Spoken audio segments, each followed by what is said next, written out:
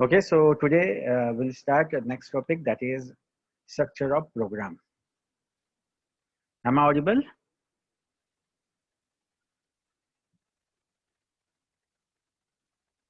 Okay, thank you. So the concept is very simple. Already you know the machine level language, assembly level language, and higher level language. So actually in this topic we are going to discuss about these languages only, and mainly our focus is on assembly level language. So first we talk about the machine level language. So in our previous topic, we have seen how actually we have represented opcode and operand in machine level language. The machine level language is binary language, 0 and 1. Because after all, the machine can understand only 0 and 1. In very first lecture, actually, we have seen the line coding scheme. How your electric signal we can convert into the 0 and 1. The different line coding scheme are there, unipolar, polar, bipolar. So by this way, actually, we can represent our electric signal in the form of 0 and 1. So finally, the computer can understand only the 0 and 1. And even different logic gates are there. All these gates are in the processor, which are used for the arithmetic operation. Obviously, it is all the theme, whatever theme is there in a computer, it is working on the electric pulses, right? So obviously, your computer can understand only 0 and 1. So whatever data you are giving, if even whatever data you have stored on a memory, your data is also in the form of 0 and 1. So the machine level programs are written using binary code known as the machine code. So binary code means 0 and 1.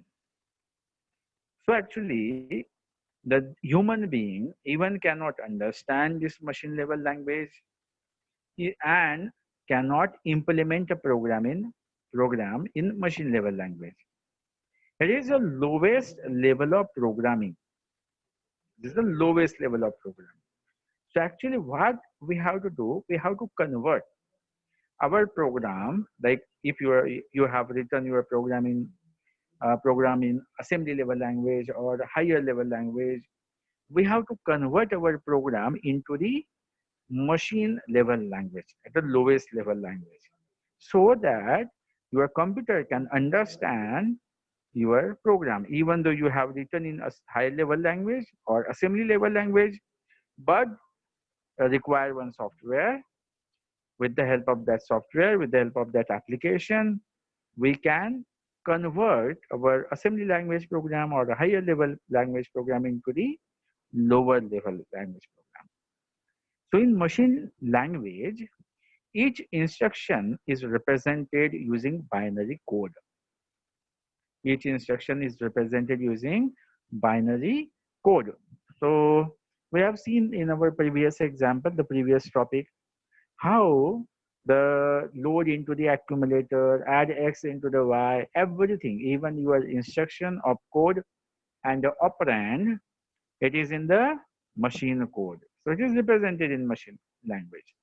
And machine language programs can be understood and executed directly by the computer.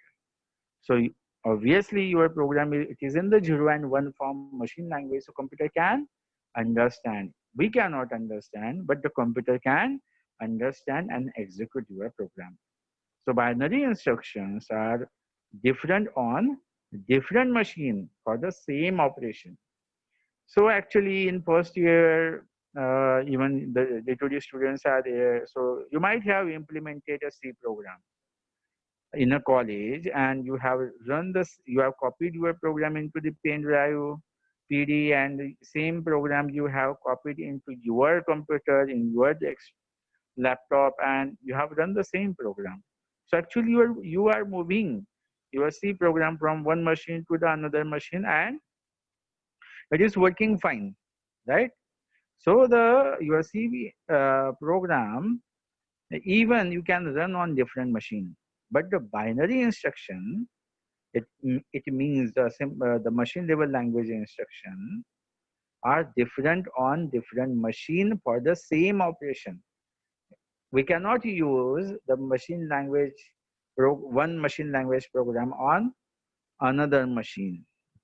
So programs written in machine language are machine dependent and they cannot be ported to another machine. It is very difficult to write programs in machine language.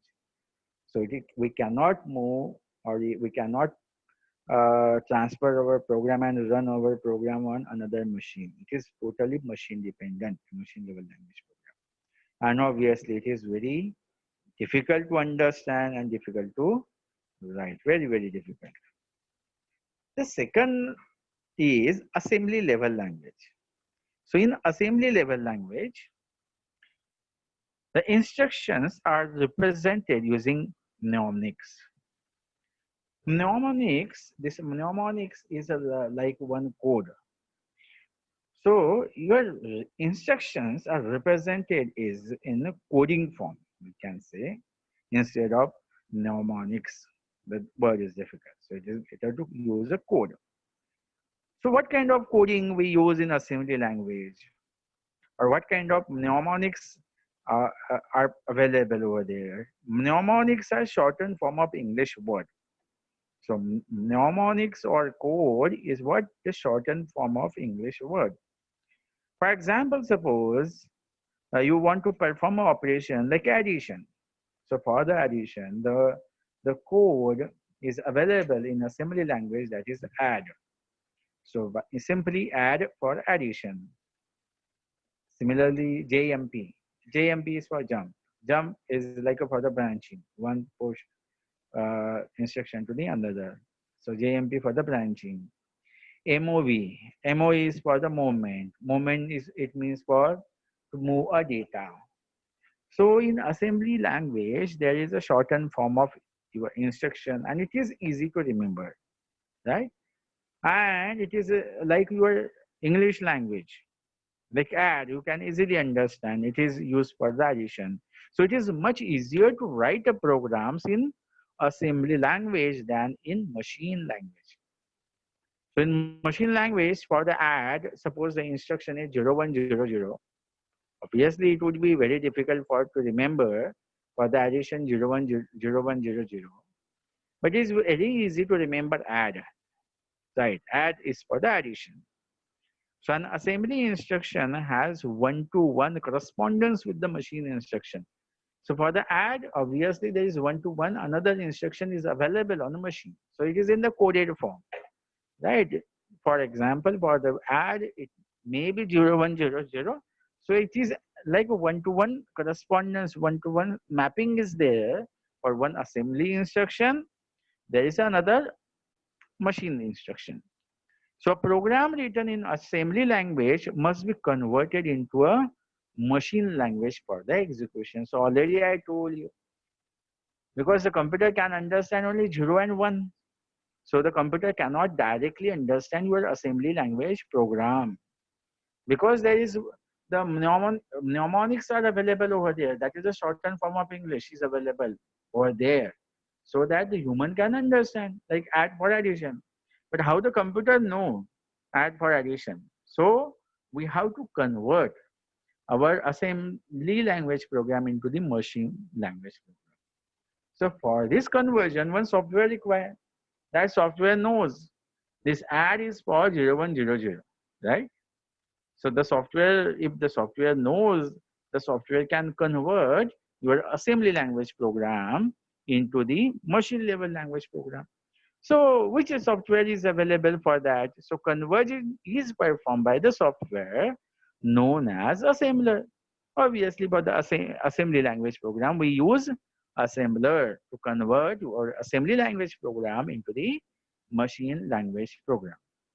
So the assembly language is machine dependent, as different computers have different mnemonics for the same operation. Again, this assembly language is machine dependent. We cannot move from directly from one another type of machine and into the one another type of machine. Right. The third one is that is a high level language.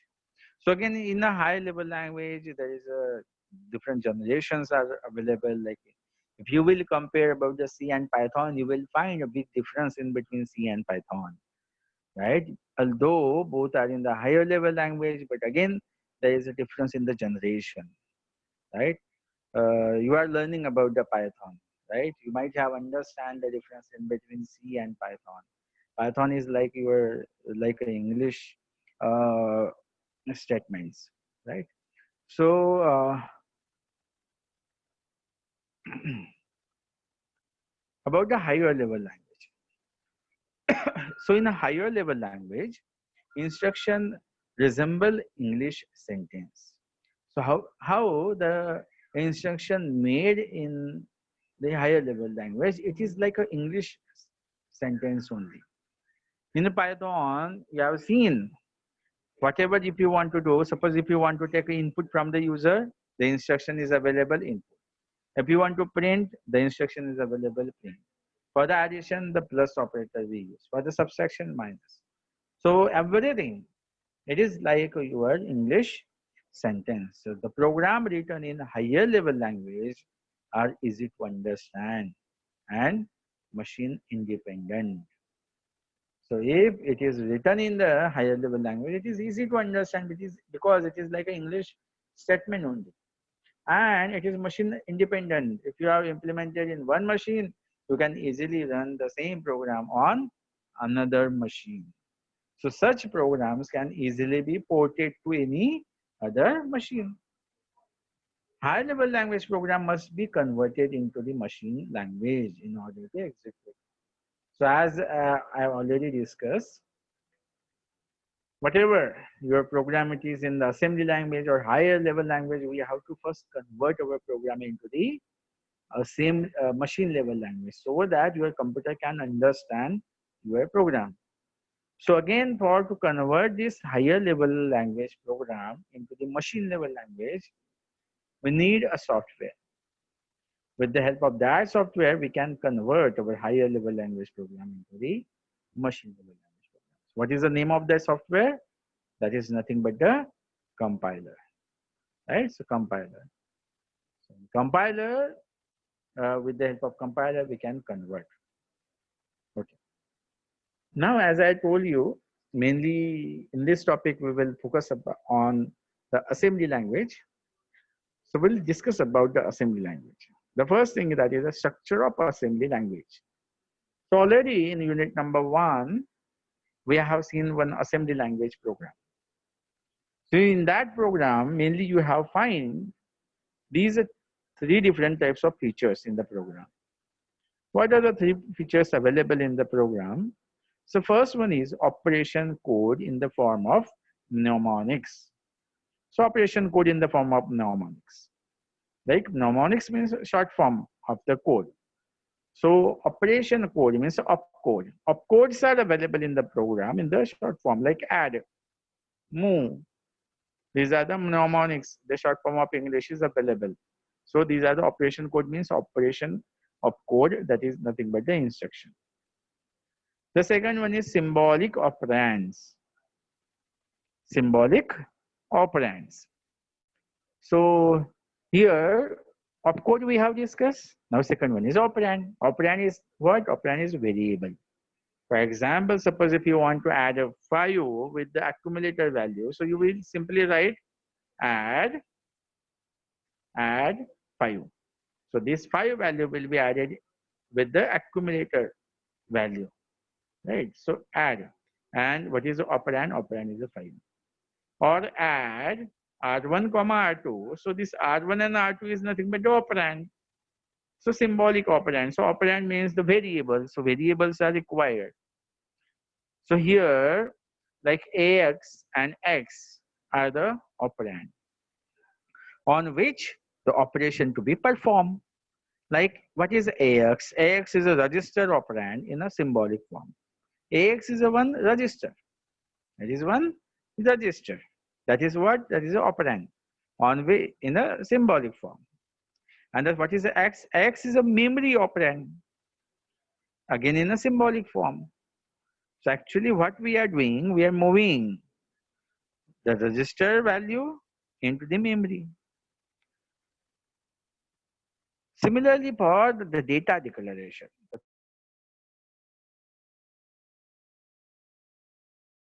XDB5 data declaration, like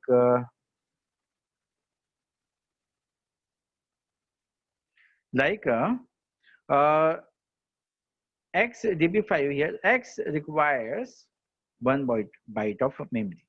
And what is the X? X is the name of the variable, is X. This one variable is there, that is name X, and this X require a 1 byte of memory to store a value. And what is the value? The initial value of X is set to 5, right? So this 5 value is declared for the X. So in assembly language, we use DB. DB, with the help of DB, the memory space reserve 1 byte of storage for holding a value of X. So because of this DB specifies reserves 1 byte of storage for holding the value of X. Now, so in assembly language, mainly in assembly language, there is opcode, operand, and the data declaration. So these different types of the features you will find in the structure of assembly level language. So actually, there is again the different types of statements are available in the assembly language, like an imperative statement, declaration statement, and assembler directive statement. So here actually we have seen the label opcode and operand. So this label is optional. It represent it occupies the first field. So actually it is optional. Either you will find this label in your assembly language program, or it may not available in your assembly language program. But always you will find there is opcode and operand. So opcode and operand, like move AX X. So this move, that is a opcode, and AX X is an operand. So always this instruction as well as the variables you will find in the program. So opcode contains a symbolic operation code. It contains symbolic operation code or storage specification like add, move, and operand is a symbolic name of CPU register or memory variables. Like AX, X, yes, X is a memory variable, AX is a register. So operand means either the register variable or memory variable. So again, there are 3 types of statement in assembly program. So what are the 3 types of statement in assembly language? That is imperative statement, declaration statement, and assembler directive statement. So it is very easy to understand exactly what are these different types of statements available in the program. And if you will compare with the C language, you can easily understand which statement you will call as imperative, declarative, and assembler directives. So actually the first one is that is imperative. So imperative statements are executable statements. So it is not the case, you might have experienced the same thing if you have written a C program and many times you comment in your program, right? As well as there are the statements are there which are there, but actually it is not directly related to you with your program. Like gauge is there if you have written in C program. Void main is there. It is helpful to run your program by which your computer will understand, your compiler will understand, here the program start, here the program finish, but right? But exactly that is not related to the logic of the program. By these we actually understand, yes, there is a comment statement are there, these are the other statements are there. So actually, broadly, we can categorize this statement into 3 categories in terms of assembly language program. So in assembly language programming, there is an imperative statement, declaration statement, and assembler directive statement. So imperative means which are executable statement. So each imperative statement indicates an action to be taken during the execution of the program. So suppose if there is it is written like add. So add means the action specified over there to add whatever the value in the operand, that value will be added with the respective register or the memory location. Or some read or print. Read means to take an input, print means for the output. So actually it specifies the action. So whatever the imperative statements are there, that statements execute. So each imperative statement translates into a machine instruction. Obviously, whatever the imperative statements are in the program, all the statements will execute. So for the execution, we have to transfer all your assembly imperative statement into the machine code so that this instruction will be executed. So here, for example, here actually the stop, read, print, add. So all the instructions are executable instruction, and uh, it indicating what action to be performed during the execution. Like here it indicate we read X, here it display the output of whatever the value in the output Y. So we have seen about the imperative statement. The second one is declaration statement. So we declare, like you declare in a C, like if you are declaring integer a is equals to 5. So integer a is equals to 5. What it means? A's value is a 5, right? That is, you are declaring, right? So declaration statements are for reserving memory for the variables. As well, we reserve the memory for the variable. So that we call it as a declarative statement. So we can specify the initial value for the variable, like in our previous example. Either you can reserve a memory or you can specify the particular value for the variable, like we have seen integer a is equal to 5. We have specified one value for the variable. And syntax for this declaration in assembly language is like here, one label ds. ds is what? Ds is a constant specifying the size of memory to be reserved. So here suppose this xds1. What it means, xds1 reserves the memory area of a one word for the variable x. So for this variable x, one word memory will be reserved for this x. And YDS5, what it means? It reserve a memory area of 5 word, because here it is 5. So 5 word memory area will reserve for the variable y. So actually here it is specifying the memory. It is reserving the memory variable, memory for the variables. So with the declaration statement, we reserve the memory for the variable. So DS means a constant specifying the size of memory to be reserved. What size of memory to be reserved? Like 5 word, 1 word, what size of memory to be reserved? And DC means what? DC means declare a constant value. So value specifying the initial value of the variable. Now here DC means the constant specifying. So whenever you write xds1, so 1 word memory will reserve, xds5, 5 word memory will reserve. And if you are writing, suppose xdc1, so it means it reserve 1 word of memory for the variable 1 as well as a memory initialized with 1. If you are writing xdc1, so obviously to store the memory required, so it will be there. But at the same time, we are declaring a value, a constant value, that is a 1. So this kind of statement you call as a declaration statement. And the next one is assembler directives statement. So actually, by the name only, you can easily understand. What you have to do, you have to simply remember their subtopic name. You can easily explain all these topics.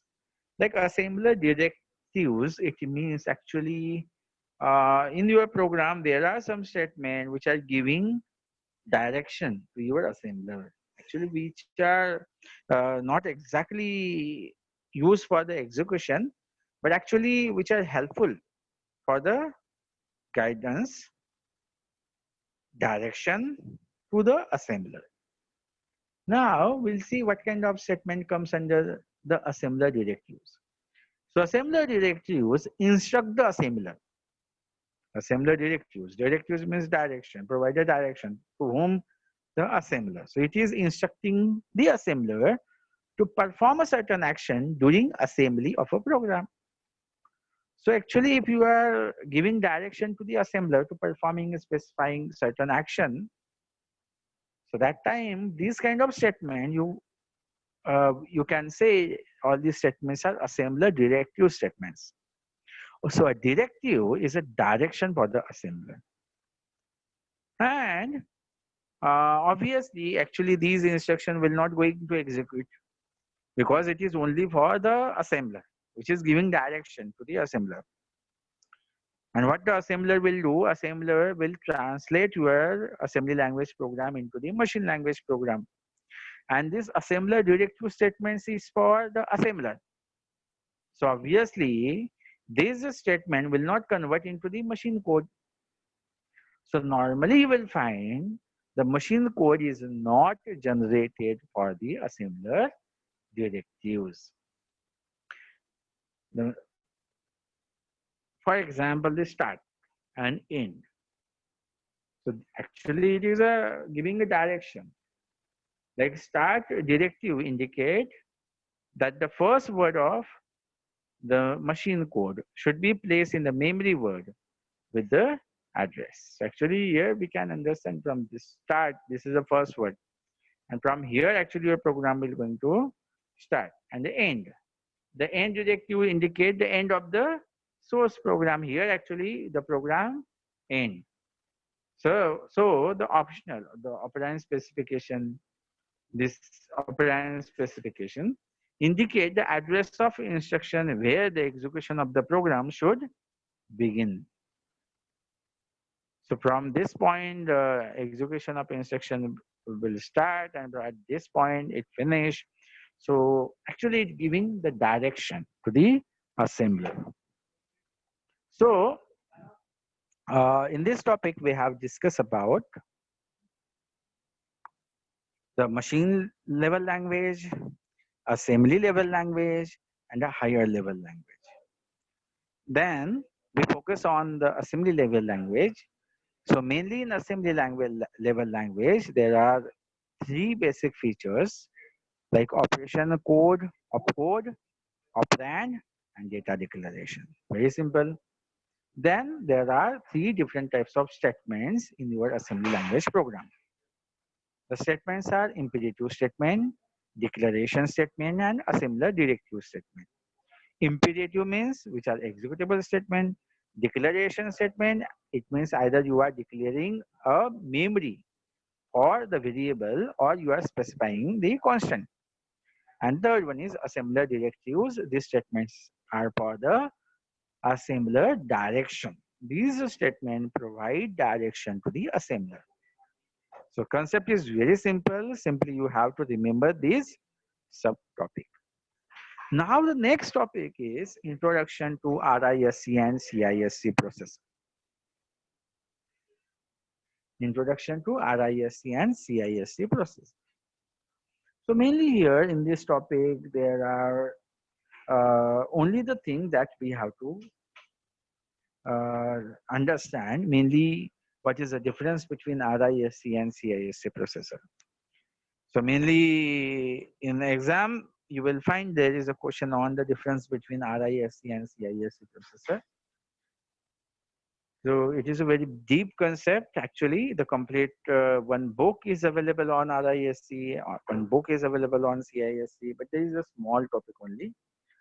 So Here, everything you have to remember, because comparatively you have to remember all these things because it is not in detail, but only the introduction.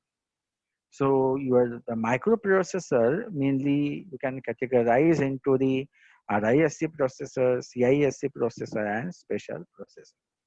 So we'll see what is the difference between RISC processor and CISC processor.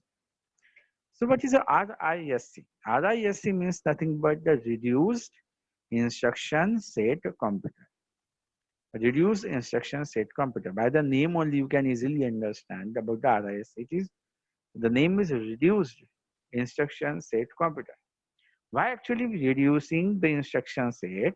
Because it is designed to reduce the execution time by simplifying the instruction set of computer.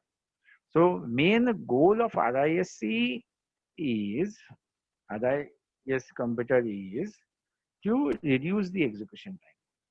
How we can reduce the execution time? So how actually the execution time could be reduced if your instructions are simplified. So here the instructions are less set of instructions are available in RISC, and which are very simplified so that your instruction will be executed in very less time.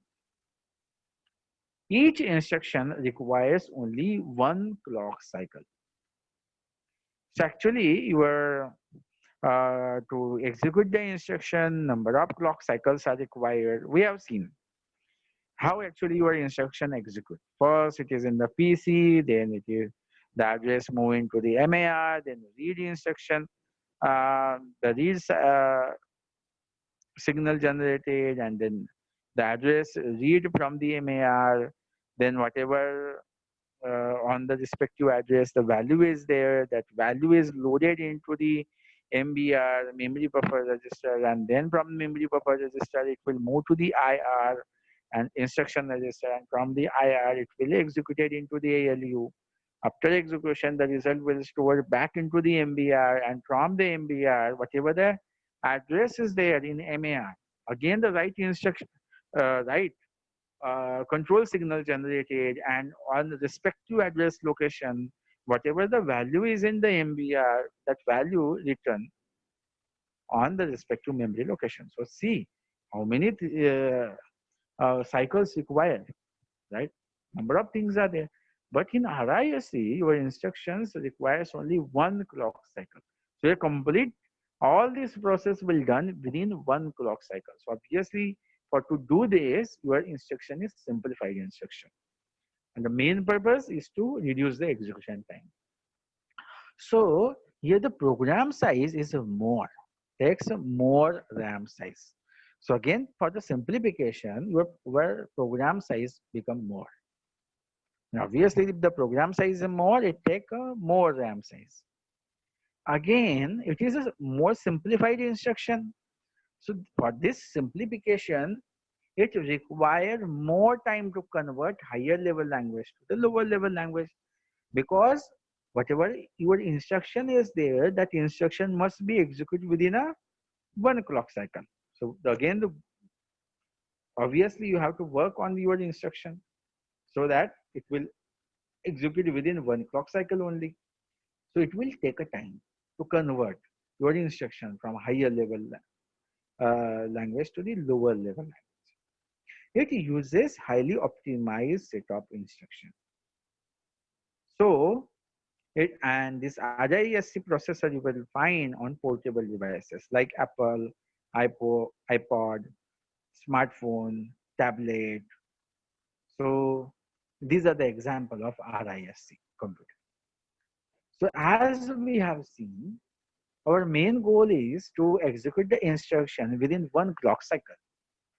So if you observe this RISC processor, you will come to know here this hardwired control unit is there, data path is there, instruction cache, data cache, as well as instruction plus data main. So if you observe here, actually here it is connected with the bus, dual bus. Either you can send or receive data in between hardwired and control unit, instruction cache. So here there is a separate path for the instruction and separate path for the data. So because of this assembly, there is a separate path for the instruction and the separate path for the data. It reduces a time. It reduces a time. Execution, because of this, execution will fast, and there is separate paths are available. We have to simplify the instruction so that both the things, instruction execution and easily they will get a data, whatever data required to execute the instruction. So what are the characteristics of RISC? So whatever we have discussed, the same thing in the characteristics. It consists of simple instruction. It supports various data type format. It utilizes simple addressing mode. We have seen the different types of addressing mode, right? Direct addressing mode, indirect addressing mode, register addressing mode. So, but here it utilizes simple addressing mode. One cycle execution time, already we have discussed. Load and store instructions are used to access the memory location. Load and store. So it is either you are retrieving a data or storing a data. So these instructions are used to access the memory location. Either you will store the data on memory or you can access a data from the memory. It consists of large number of registers. Obviously, to simplify the instruction, the instruction size increases. That's why the more memory required. Obviously, the more number of registers are required because there is a separate again path for the instruction and the data. What about the CISC processor? It's CISC processor designed to minimize the number of instructions per program. In RISC, actually, your instruction size increases, more memory required to store a program, but their main goal is, their main intention is to reduce execution time in RISC.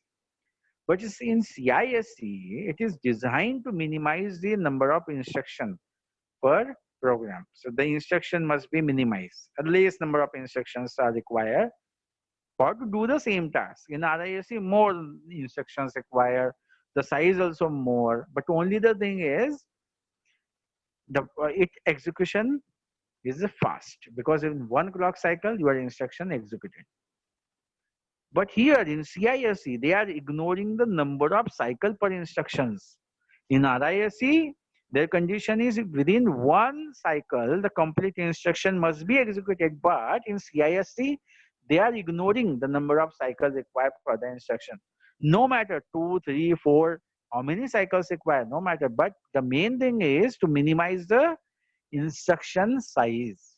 Less number of instructions are required in the program. So obviously here they are working on the less number of instructions required in the program. A little RAM is required to store the instruction. The instructions are less, the short instruction in the CISC processor. So here if you see the assembly, the CISC architecture, so here there is a microprocessor control unit is there, instruction and data path is there, cache and main memory. So here you will find there is no separate path for the instruction and for the data. There is no separate path for the instruction and for the data. It is with the same one path only, you are moving instruction as well as data. So obviously to move the instruction and data from the one same path, obviously to do all these operations, the multiple clock cycles required. So we can, whatever we have discussed earlier about the CISC, the same thing you will find in the characteristics, like variety of addressing mode. In RISC, we have discussed they use only the simple addressing mode. In RISC, they use a simple addressing mode, but in CISC, there is a variety of addressing mode. A different addressing mode we have discussed, like direct addressing mode, indirect addressing mode, right? Register addressing mode, register indirect addressing mode, displacement addressing mode, relative addressing mode, stack addressing mode. So variety of it support for variety of addressing mode. But in RISC only the simple addressing mode. Large number of instructions required. In CISC, large number of instructions required. Variable length of instruction format. Several cycles may be required to execute the instruction, but in RISC only one cycle, but here several cycles required. Instruction decoding logic is complex. Mainly, as I told you, mainly the university will ask you the difference in between RISC and CISC. As it is, you have to remember there's a difference. Which is comparatively, if you logically think about the difference in between RISC and CISC, you can easily remember their difference. The first one is like a definition about the RISC. So the RISC processor have a smaller set of instructions, up to 100 with a few addressing mode. So already we have discussed it uses a simple addressing mode. As well, here is a smaller set of instruction, only the 100 instruction set available in RISC. But in CISC, processor have a larger set of instructions, more than 300 instructions available in the CISC with many addressing mode. So in RISC, only the simple addressing mode means few addressing modes. CISC, many addressing modes. Instruction format. Instruction format is a fixed length instruction. In RISC, the instruction length is fixed, but CISC, it is variable length instruction. Registers. RISC uses more number of registers because the main goal is to increase the execution time. So simplify the instruction. So in simplification, no matter the size increases, so require more number of registers. And here uses less number of registers. RISC memory unit, it has no memory unit and uses a separate hardware to implement the instruction. In RISC, in CISC, it has a memory unit to implement a complex instruction. About the control unit, in RISC, it has hardwired unit of programming. In CISC, it has a microprogramming unit. So in CISC, control unit is a microprogramming unit, and in RISC, hardwired programming unit. Design. RISC is a complex compiler design. CISC is easy compiler design. Calculation. In RISC, obviously, main goal is to, it should be faster. So the calculations are faster in RISC. But in CISC, the calculations are slower. Decoding, RISC, decoding of instruction is simple. CISC, decoding of instruction is complex. Time. In RISC, execution time is very less. In CISC, execution time is very high. What about the pipelining? Pipelining is easy. CISC, pipelining is difficult. So this pipelining, external memory, all these terms will cover in our further unit. Like external memory, it does not, RISC does not require external memory for the calculation. But the CISC requires external memory for the calculation. Code expansion. So in RISC, the code expansion can be a problem. But in CISC, code expansion is not a problem. Disk space. RISC, the space is saved. And CISC, the space is wasted. The examples. So what are the different processors are available in both the category? So the RISC, the most common RISC microprocessors are Alpha, ARC, ARM, AVR, MIPS, TRISC, PIC, Power Architecture, and Spark. All these are the examples of different processors belongs to category of RISC.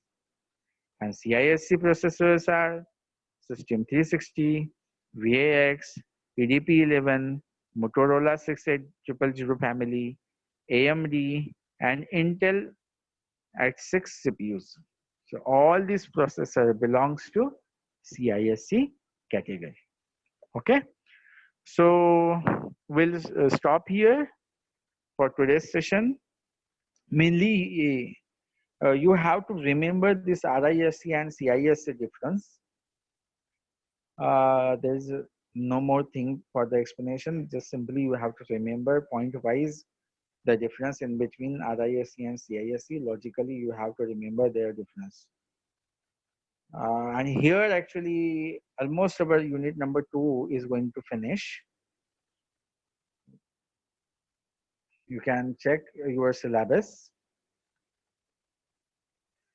So very soon actually I will schedule a test, MCQ test on unit number 2, and the same schedule I will share with you through the WhatsApp group. So in next week, or yes, in next week I will schedule a test on Moodle. So prepare for this lecture, and even today I will upload all these lectures video on the Moodle. So if you have a doubt, if you are D2D students, you can refer all the video lectures